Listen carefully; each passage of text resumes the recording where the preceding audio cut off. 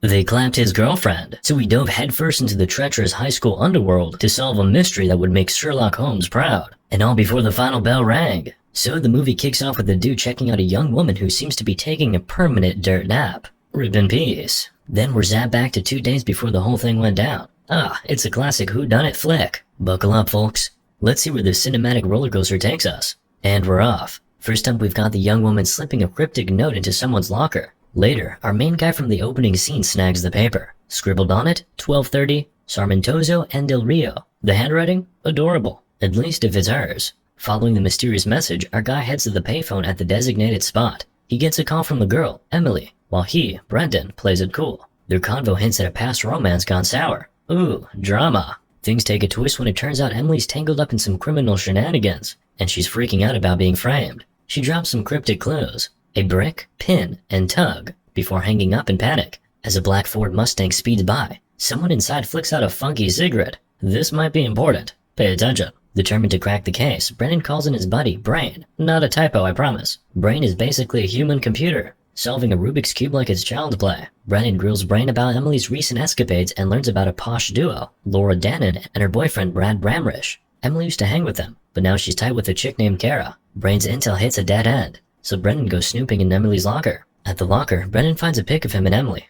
Memories. He also discovers a photo of Kara, so off he goes to find her. Kara's a theater geek, and Brennan locates her in the theater hall, complete with a human lapdog. But their child leads nowhere as Kara claims to be protecting him. Thanks for nothing, Kara. This information is about as useful as a screen door on a submarine. After leaving Kara, Brennan spots a Halloween in January flyer that resembles one from Emily's locker. He calls the number on the back, posing as some guy named Tom. Turns out it's Laura on the line. She's reluctant to spill the beans about the party, but the mention of Emily's invite opens the floodgates. That night, Brendan hits up the party. A weird mix of booze and poetry. It's like high school with a touch of sophistication. Laura approaches Brendan and tells him that Emily's been MIA for a month. She also directs him to a coffee and pie joint. On the down low, of course. The next day, Brendan finds himself at Coffee and Pie Oh My, where he meets Dode, Emily's substance-using boyfriend. After a few punches and slaps, Dode finally cracks. He claims Emily wants Brendan to stay away, thinking his involvement would only make things worse. But Brendan's not buying it. He demands to hear it from Emily herself. Later, he spots Emily and Dode together, sharing a hug. Brendan then meets Emily, who begs him to back off and forget about her. Little does she know, he swiped her notebook during the embrace. You sneaky devil, Brendan. Time to find out what secrets it holds.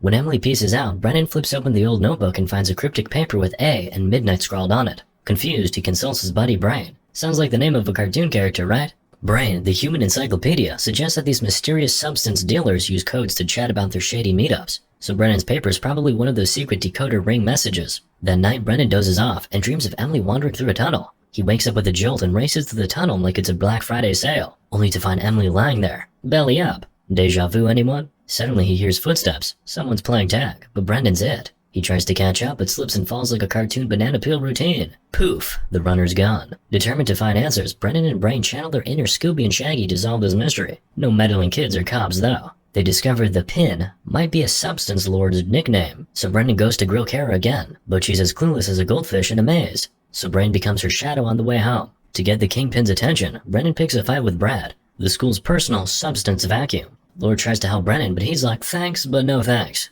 Bye, Felicia. After the tussle, Brain spills the beans on Kara's sneaky payphone call. Brennan's fight plan works like a charm when a dude in a white beanie attacks him, landing him in the vice principal's office. They have a chat that hints Brendan's no stranger to playing private eye, but he keeps quiet about his current case, only warning that trouble's brewing. Post-VP office escape, Brendan finds the black Mustang from Emily's call, driven by none other than White Beanie, aka Tug. Brendan's like, take me to your leader, so Tug kindly gives him a lift. In the trunk. Turns out the pin is just a young guy running his sketchy empire from mom's basement. Classic. It's like me with his YouTube channel. Brendan tries to get hired, and the pin's like, sure, if you pass the vibe check. Meanwhile, Laura's revealed as a double agent who tried to befriend Emily but ended up cutting ties when Emily became an addict. Brendan confronts Kara about some dude named Dode, but she's silent as a mime. The next day he gets another cryptic note, but this time it's like the writer had a penmanship glow-up. Later, the pin rolls up in a car and basically tells Brendan, you're hired, congrats. The mysterious note leads Brendan to a phone call from Dode, who claims he saw Brendan hiding Emily's body. Talk about a plot twist.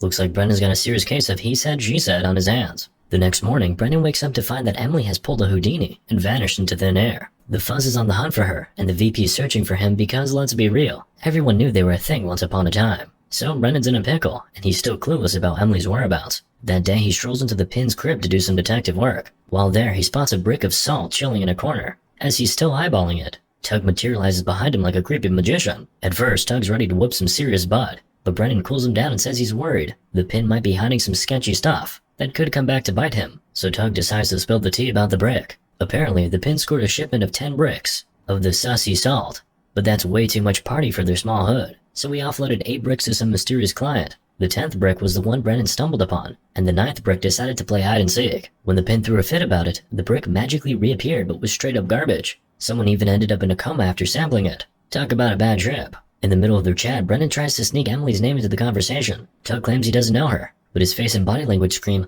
"Liar, liar, pants on fire." He also asks Brennan to keep him in the loop if the Pin mentions Emily, just in case she's connected to the stolen brick. How sweet, he cares. Just as they wrap up their gossip sash, the Pin waltzes in and casually mentions that someone called about Emily and wanted to chat. Plot twist, Emily and Tug used to be a thing. Then, the Pin invites Brennan to join the meetup and hands him a paper with the same code he found in Emily's notebook. Dun dun dun! After leaving the Pin's pad, Laura swoops in and rescues Brendan, but he soon faints from exhaustion and an extensive collection of boo-boos.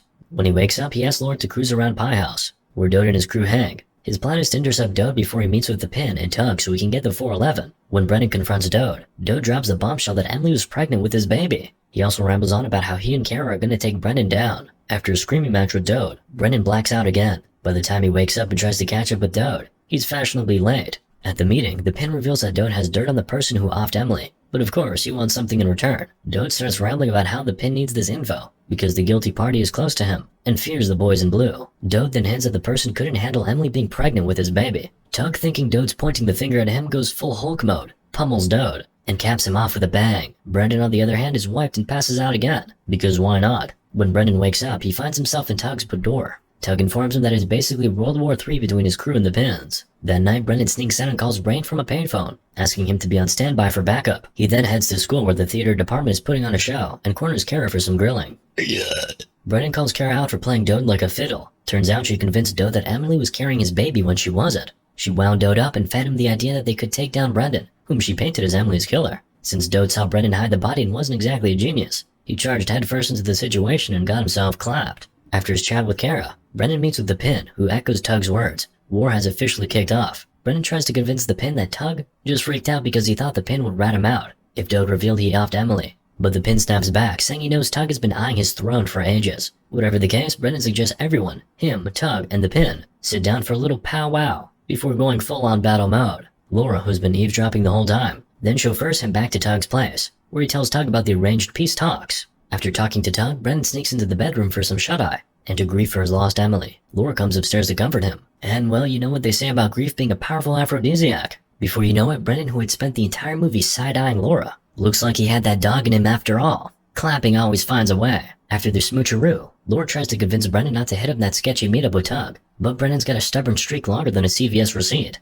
And as he heads out, he realizes Laura's cigarette matches the brand flicked from that mysterious black Mustang. Cue dramatic music. Dun dun dun! On his way to the ultimate showdown between the Pin and Tug, Brendan gives Brain a ring-a-ding-ding. He tells him to call the Fuzz 15 minutes into the meeting, reporting some not-so-legal substances in the trunk of a black Mustang. He also asks Brain to keep an eye on Laura in case she tries to make a sneaky escape from Tug's crib. At the meetup, Tug and the Pin are exchanging heated words like a bad game of hot potato. The Pin lays down his terms to call a truce, including not wanting any of the drama involving Emily to stick to him like a bad smell. He also wants Tug's word that the mysterious 10th brick is pure as the driven snow, since he's planning to sell it soon. But Tug refuses to be the Pin's sniffer dog, so Brendan volunteers, hoping to shut these two angry monkeys up. Time to fetch the brick, right? Wrong. When the dudes go to retrieve it, it's pulled a Houdini and disappeared. The Pin is convinced Tug swiped it, and in a rage, Tug beats the Pin like a dusty rug, ultimately clapping him. As Brendan hears shouts of, "The cops are coming," he slowly moonwalks away from the scene. We then discover Emily's body stashed in the trunk of Tug's car. Seems Brendan slipped it in there to frame Tug when the 5-0 showed up. The next morning, Brendan asks Brain to set up a rendezvous with Laura on the field. When she arrives, she asks Brendan about the meeting, but he plays dumb, so she spills the tea.